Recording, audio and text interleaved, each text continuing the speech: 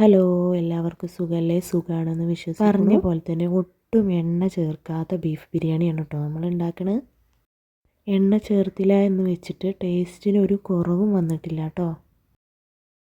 വീഡിയോയിൽ കണ്ട പോലെ തന്നെ ബീഫ് നന്നായിട്ട് കഴുകി വൃത്തിയാക്കി കഷ്ണങ്ങളാക്കി എടുക്കുക കേട്ടോ. ഞാനൊരു മീഡിയം കഷ്ണങ്ങളാക്കിയിട്ടാണ് എടുത്തിട്ടുള്ളത്. ബീഫ് കുക്കറിലിട്ടിട്ട് 25 ഗ്രാം ഇഞ്ചിയും 25 ഗ്രാം വെളുത്തുള്ളിയാണ് ഞാൻ ഇതിൽ ചേർത്ത് കൊടുത്തിട്ടുള്ളത്. അതിന് ശേഷം ഞാൻ 4 വലിയ ഉള്ളിയാണ് കേട്ടോ എടുത്തിട്ടുള്ളത്. അത് അതിലിട്ട് കൊടുക്കുക. പിന്നെ ഒരു പച്ചമുളക്, 2 വലിയ തക്കാളി ഇത് ചേർത്ത് കൊടുക്കുക. അതിന് ശേഷം നമുക്ക് കടയിൽ നിന്നൊക്കെ കിട്ടുമല്ലോ 10 രൂപേൻ്റെ മീറ്റ് മസാല, അതാണ് കേട്ടോ. അത് ഫുള്ളായിട്ട് ആഡ് ചെയ്ത് കൊടുത്തിട്ടുണ്ട് കേട്ടോ. പിന്നെ 2 ടേബിൾ സ്പൂൺ മുളക് പൊടി, 1 ടേബിൾ സ്പൂൺ മഞ്ഞൾപ്പൊടി, 2 ടേബിൾ സ്പൂൺ മല്ലിപ്പൊടി, അതാണ് കേട്ടോ ഞാൻ ചേർത്ത് കൊടുത്തിട്ടുള്ളത്. ആവശ്യത്തിന് ഉപ്പ് ചേർത്ത് കൊടുക്കുക. കറിവേപ്പില ഇട്ട് കൊടുത്തിട്ട് നന്നായി കുഴച്ചെടുക്കുക കേട്ടോ. കൈ കൊണ്ട് തന്നെ നന്നായിട്ട് കുഴച്ചെടുക്കുക. അതിന് ശേഷം ഞാൻ കുറച്ച് കേടും കൂടി ഒഴിച്ച് കൊടുത്തിട്ടുണ്ട് കേട്ടോ. അത് ഒഴിച്ചതിന് ശേഷം നന്നായി കൈ കൊണ്ട് കുഴച്ചെടുക്കണം കേട്ടോ. എന്നിട്ട് ഞാനൊരു 4-5 വിസിൽ അടുപ്പിച്ചിട്ടുണ്ട് കേട്ടോ. അതിന് ശേഷം നമുക്ക് ചോറ് കഴുകിയെടുക്കാം. ചോറ് ഞാൻ കുക്കറിൽ തന്നെയാണ് കേട്ടോ വെക്കണത്.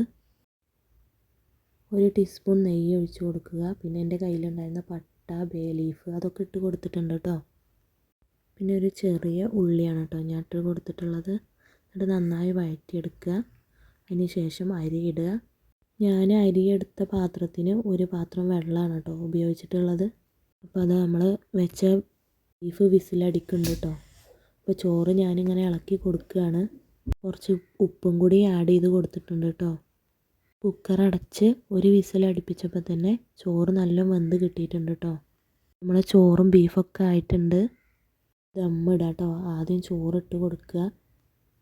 ഒരു കൈ കൊണ്ട് ഫോൺ പിടിക്കണോണ്ട് എനിക്ക് ക്യാമറ ശരിക്കും എത്തണില്ല കേട്ടോ. അപ്പോൾ ആദ്യം ചോറിട്ട് കൊടുത്തിട്ട് കുറച്ച് ഗരം മസാലപ്പൊടിയാണ് കേട്ടോ ഞാൻ ചേർത്ത് കൊടുത്തിട്ടുള്ളത്.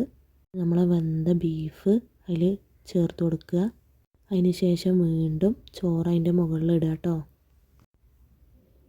അതാ ഞാൻ ചോറിട്ട് കൊടുക്കുകയാണ് കേട്ടോ. ഫോണൊരു കയ്യിൽ പിടിക്കണോണ്ട് എനിക്ക് ശരിക്ക് ചെയ്യാൻ പറ്റണില്ല.